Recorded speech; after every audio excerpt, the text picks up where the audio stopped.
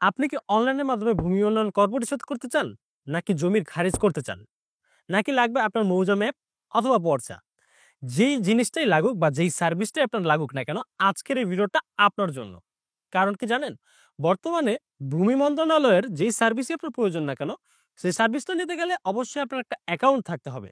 এবং আজকের এই ভিডিওটা আমি সেটাই দেখাবো কিভাবে আপনি সেই অ্যাকাউন্টটা নিজের ঘরে বসে নিজেই তৈরি করে ফেলবেন।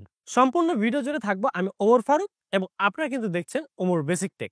যদি ভিডিওটা ভালো লাগে অবশ্যই লাইক করে দিন। তো আমরা চলে যাবো এখন মূল ভিডিওতে। তো আমি আমার যে কম্পিউটারটা আছে সেই স্ক্রিন দিয়ে আপনাদেরকে দেখাবো যে আপনারা কিভাবে আবেদনটা করবেন। আপনারা কিন্তু চাইলে আপনাদের হাতে থাকা মোবাইল ফোনের মাধ্যমেও কাজটি করতে পারেন। যদি চান যে আমার কম্পিউটারে দেখানো স্ক্রিন এবং আপনার মোবাইলে দেখানো স্ক্রিন সম্পূর্ণ সেম টু সেম দেখাক, সেক্ষেত্রে আপনি আপনার ব্রাউজার থেকে আপনার মোবাইলে যে ডেস্কটপ মোডটা আছে সেটাকে অন করে নেবেন। যদি গুগল ক্রোম ব্রাউজারটা ইউজ করে থাকেন তাহলে যেটা করবেন, উপরের দিকে কর্নারে থ্রি ডট একটা আইকন দেখতে পাবেন, সেখানে একটা ক্লিক করে সবগুলো সেটিংস ওপেন হবে। সেখান থেকে দেখেন ডেস্কটপ মোড নামের একটা অপশন আছে, সেটাকে চেক করে দিবেন।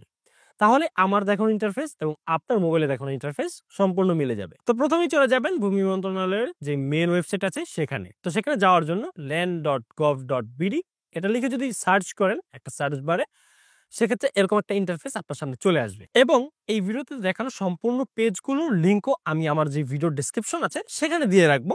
সেখানে গিয়ে ক্লিক করলেও একই ইন্টারফেস আপনি দেখতে পাবেন বা এই ওয়েবসাইটটা আপনার সামনে ওপেন হয়ে যাবে। এখানে আসার পর অনেকগুলো সার্ভিস আপনি দেখতে পাচ্ছেন। যে সার্ভিসটা নিতে যান না কেন, সেটা নিতে গেলেই আপনাকে অ্যাকাউন্ট তৈরি করতে হবে বা অ্যাকাউন্ট দ্বারা লগ ইন করতে হবে। তো এখন এই ওয়েবসাইটের মূল ওয়েবসাইটের রাইট কর্নারে দেখুন লগ ইন এর একটা অপশন। সেখানে ক্লিক করার পর আরো ৩টা অপশন আছে রেজিস্ট্রেশন। তো আমাদের যেহেতু রেজিস্ট্রেশন করতে হবে বা অ্যাকাউন্ট তৈরি করতে হবে, আপনি এই রেজিস্ট্রেশন বাটনে সারাদিন ক্লিক করলেও কোনো কাজ হবে না। আপনি যেটা করবেন লগ ইন ক্লিক করতে পারেন। আপনি রেজিস্ট্রেশনের উপরে যে লগ ইন বাটন আছে সেখানে ক্লিক করেন। লগ ইন ক্লিক করার পর এরকম একটা ইন্টারফেস আসবে যেখানে একটা ফোন নাম্বার বা ইমেল অথবা একটা পাসওয়ার্ড চাওয়া হচ্ছে। তার নিচে দেখেন যে আপনার যদি অ্যাকাউন্ট না থাকে তাহলে রেজিস্ট্রেশন করার একটা অপশন দেওয়া আছে, সেখানে একটা ক্লিক করবেন। সেখানে ক্লিক করলে ঠিক এরকম একটা ইন্টারফেস আপনার সামনে দেখতে পাবেন।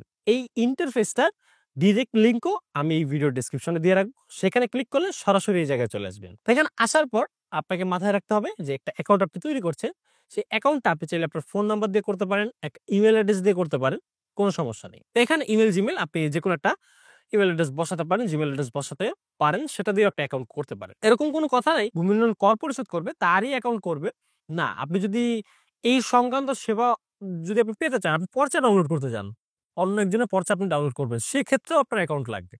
আপনি নিজের নামে একটা অ্যাকাউন্ট তৈরি করতেই পারেন, কোনো সমস্যা নেই। তো এখানে আপনি আগে বাছবেন যে আপনি মোবাইল নাম্বার দিয়ে করবেন না ইমেল অ্যাড্রেস দিয়ে। যদি মোবাইল দিয়ে করেন তাহলে মোবাইল তো সিলেক্ট আছে, ইমেল দিয়ে করলে ইমেলটা সিলেক্ট করবেন। তো আমি মোবাইল নাম্বার দিয়ে আপনাকে করে দেখাচ্ছি, তার জন্য মোবাইল নাম্বারটাই থাকলো। তো এখানে প্রথমে আপনার যে নামটা আছে সেই নামটা দিতে হবে। অবশ্যই আপনার আইডি কার্ড অনুসারে আপনার যে নাম আছে সেই নাম দিবেন। ভোটার আইডি কার্ডে যেটা আছে সেটাই দিবেন। ইংরেজিতে বড় হাতের অক্ষরে দিয়ে দেওয়ার পর নিচে একটা অপশন আসছে মোবাইল নাম্বার দেওয়ার। দেখেন এখানে +880 দেওয়া আছে, আমাদের কান্ট্রি কোডটা দেওয়া আছে। আপনি শূন্যটা বাদ দিয়ে 1 থেকে আপনার মোবাইল নাম্বারটা বসিয়ে দিতে পারেন। 017 যদি হয় তাহলে 0 বাদ দিয়ে 17 হতে বাকি নাম্বারগুলো বসিয়ে দিতে পারেন। তো এখানে নাম্বারটা বসিয়ে দেওয়ার পর নিচে দেখেন একটা ক্যাপচা দেওয়া আছে।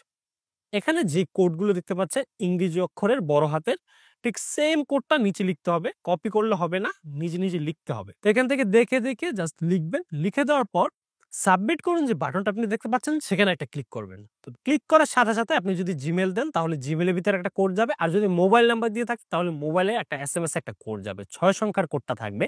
সেই 6টা সংখ্যার কোডটাকে জাস্ট দেখে এখানে তুলে দিবেন। কোডটা তুলে দেওয়ার পর জাস্ট সাবমিট একটা ক্লিক করবেন। আপনার কোডটা যদি সঠিক হয়ে থাকে তাহলে এরকম একটা ইন্টারফেস আপনি দেখতে পাবেন যেখানে আপনাকে একটা পাসওয়ার্ড সেট করতে হবে। এটা কিন্তু একটা গুরুত্বপূর্ণ স্টেপ। তো এই পাসওয়ার্ডটা সেট করতে গেলে আপনাকে কিছু ডিটেইলস মনে রাখতে হবে। সেটা হলো আপনার পাসওয়ার্ডটা সর্বনিম্ন 8টা অক্ষরের বা 8টা ক্যারেক্টারের হতে হবে। 8 এর নিচে হলে হবে না। 8 অক্ষরের উপরে আপনি দিতে পারেন, সমস্যা নেই। একটা বড় হাতের অক্ষর থাকতে হবে, একটা ছোট হাতের অক্ষর থাকতে হবে। যেকোনো একটা নাম্বার থাকতে হবে 1 2 3 হতে যেকোনো একটা নাম্বার আপনি দিতে পারেন।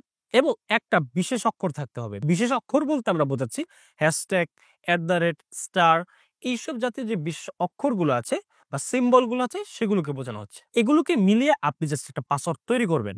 তো আপনার পাসওয়ার্ডটা সঠিকভাবে বসানোর পর জাস্ট সাবমিটের একটা ক্লিক করবেন। পাসওয়ার্ডটা যদি সঠিক হয়ে থাকে, আপনি সবগুলো ক্রাইটেরিয়া যদি ফিল আপ করে থাকেন, সেক্ষেত্রে আপনাকে এরকম একটা ইন্টারফেসে নিয়ে আসা হবে। এখানে আসার পর আপনি যে ব্রাউজার দিয়ে অ্যাকাউন্টটা তৈরি করছেন সেখানে যদি আপনার জিমেল থেকে থাকে তাহলে পাসওয়ার্ডটা সেভ করবেন কিনা এরকম একটা অপশন আপনার সামনে আসবে। আপনি চাইলে সেভ করতে পারেন, চাইলে নাও করতে পারেন।